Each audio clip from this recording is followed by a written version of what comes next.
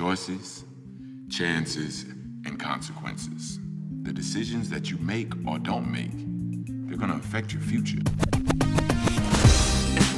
Hey, yo, G-Mac, get in, bro. Step up, don't be scared. Pass that. We want to thank Troop 491 for serving as ushers this morning and give honor to God for these young men who want to spend their time being constructive.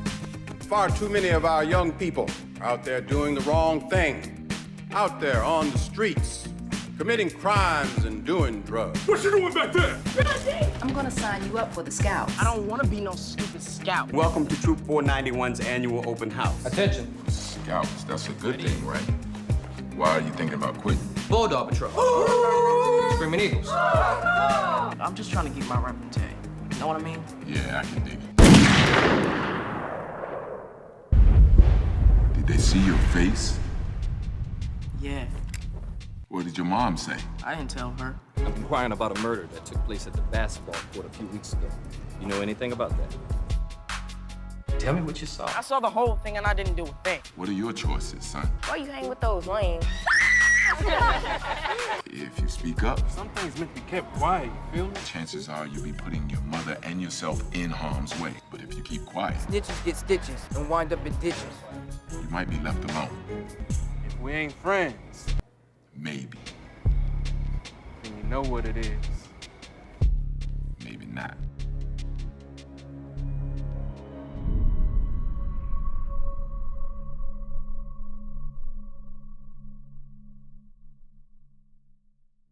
Peace and love, students. Good afternoon. I would like to say thank you to Mrs. Jones for the opportunity to speak with you all this afternoon. My name is Praheme, and I am born and raised in Richmond, Virginia, now living in Los Angeles, California, and I am a filmmaker. And what that means is that I write, direct, produce creative content that can be in the form of a narrative film, documentaries, short stories, pretty much all content. I am behind the scenes and responsible for creating the content.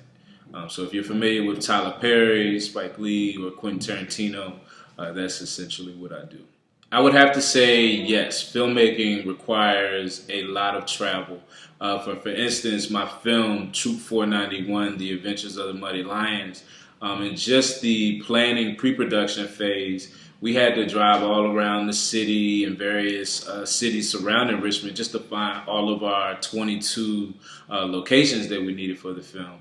Also, we were responsible for the travel and lodging for all of our actors and crew. So if anybody came from Atlanta or Los Angeles to come and work on the movie, we had to fly them out, and we also had to pay for their housing.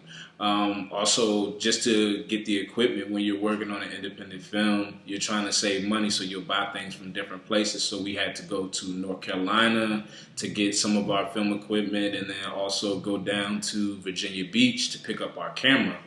And then also at the very completion of the movie, once the movie was over and it's now time to show it, we did about 2 years of traveling through the film festival circuit and just hosting screenings in various communities. We traveled internationally. We had screenings in London.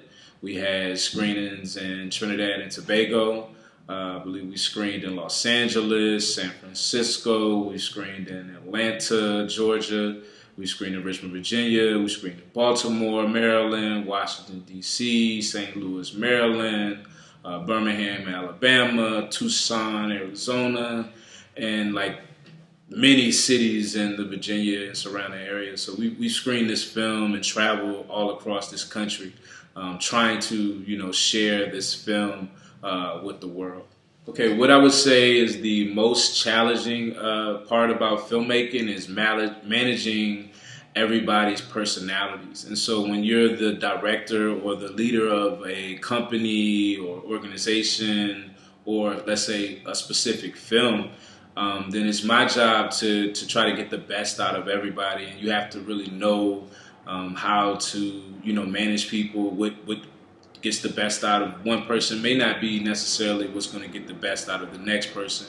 And so I'm very fortunate that I was able to take like sociology classes and psychology classes while I was at Howard University, which I think kind of helped me learn how to work with people, how to manage personalities. But every day working on a film set, there's always a new problem with a new personality, and you just have to, figure it out as you go. And that's probably the most difficult is, having a set, having like hundreds to thousands of people all working for one common goal. Managing those personalities, I would say, would be the most difficult part for my job. I would say the most interesting component of my career would be just the act of storytelling and establishing a connection with my audience. And for me, just being able to make the audience feel something, that to me is the most special component for me. Whether I make you feel happy, sad, mad, or inspired, I feel like if I can make you feel something, then as an artist, then it's mission accomplished. Anything after that, of course I want to entertain you, but if I can make you feel something and stir up something inside of your spirit, then for me that's the greatest compliment as an artist, as a filmmaker, as a storyteller. And I feel good to be able to connect with an audience. I would definitely say education, just in general, is very important when it comes to filmmaking and storytelling. The more information you have, the more knowledge you have, the more your stories are going to be impactful. I would say courses such as creative writing, all of my film classes, of course, so film directing, film producing, film sound, film history. But courses outside of film that were really important to me were my creative writing courses, history courses, African American history courses, psychology, sociology. I was able to take photography classes. But what I would also just like to say that, everything in life I'm using as a classroom to teach me and just apply that to my skills as a filmmaker. So I'm learning from my human interactions with my peers, interactions from teachers, from my interactions in the church and school. Anywhere I'm going, I'm learning and I'm absorbing and I'm using that in my own unique way in telling stories. I would also add like math classes, so you're able to count your money and your profits, making sure that you're not being manipulated.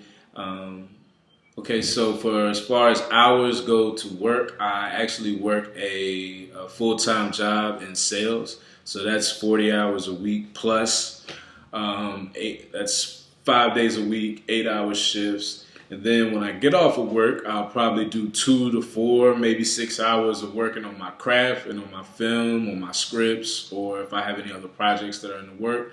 Then on my 2 off days, I would usually do about 6 to 8 hours of working on my craft of filmmaking on those days as well. So in total, I'm actually doing about 60 plus hours of working every week. And, for me, and I'll tell anybody, any craft, anything that you're working on, you need to be immersed in it. So, it's not a day that doesn't go by that I'm not putting some work or some energy towards my dreams and my passions and being a great filmmaker.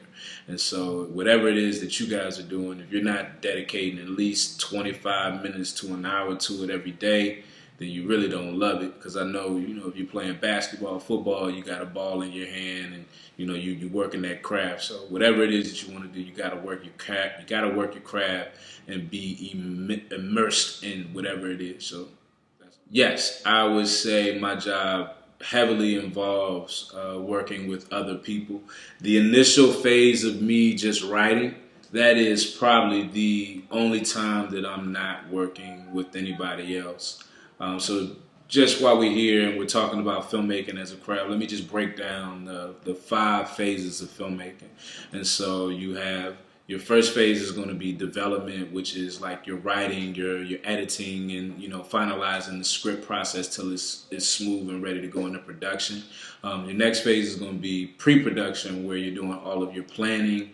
You'll hire your actors, you'll get your crew together, you'll find all your locations, get your permits, everything that you need so that when it's time to actually shoot the production and actually make the film, you'll be ready to go. The third phase and the funnest phase and shortest phase is actually the production phase, which is when you capture the video and sound.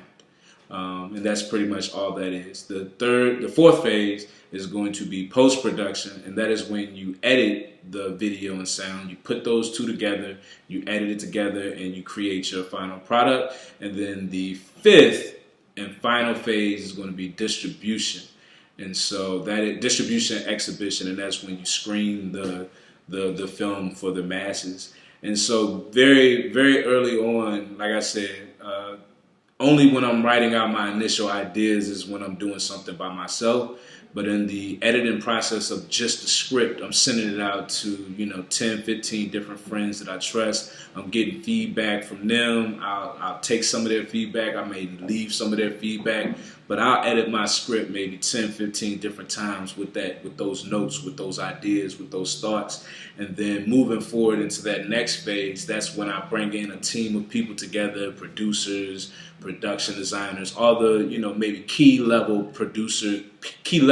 people to come on board and create a plan of how we're going to make this movie happen. And so it's getting everybody who's creatively involved on that same plan, so that when we go into phase 3 of production, we could just go in there and knock it out of the park. And so the phase 3 production, that's when you're bringing hundreds to thousands of people to come together and make this movie happen. Makeup, wardrobe, actors, all of these people come, we shoot it, then we go, once we captured everything, then we go into a small room and we edit everything together.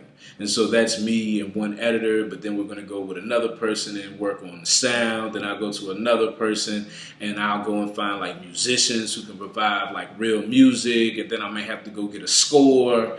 And so all of these people is just ultimate adding on of relationships and one person coming in and helping and exchanging ideas. So yes, you cannot get away with working with people and making film. And so I think the better you are with communicating and expressing yourself, the better it is. So that's all that I have to share with you about my career as a filmmaker. I hope that this was informative. If you guys ever have any questions or would like to reach out to me directly, you can find me on social media.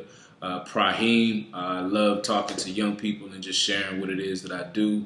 And hopefully when the next time you go see a movie, stay and watch the credits and see all of those various people who work to make a movie what it is. And you can find whatever passion, whatever job, whatever love that you have, you can find it in the film industry. So if you love doing hair, if you're good with accounting and doing numbers, if you like to coordinate fight scenes, if you just like to make up stuff and write in your wildest imagination, there's a place for you in the film industry. So I hope that you enjoy this presentation. And again, thank you all for listening. God bless you all. Peace.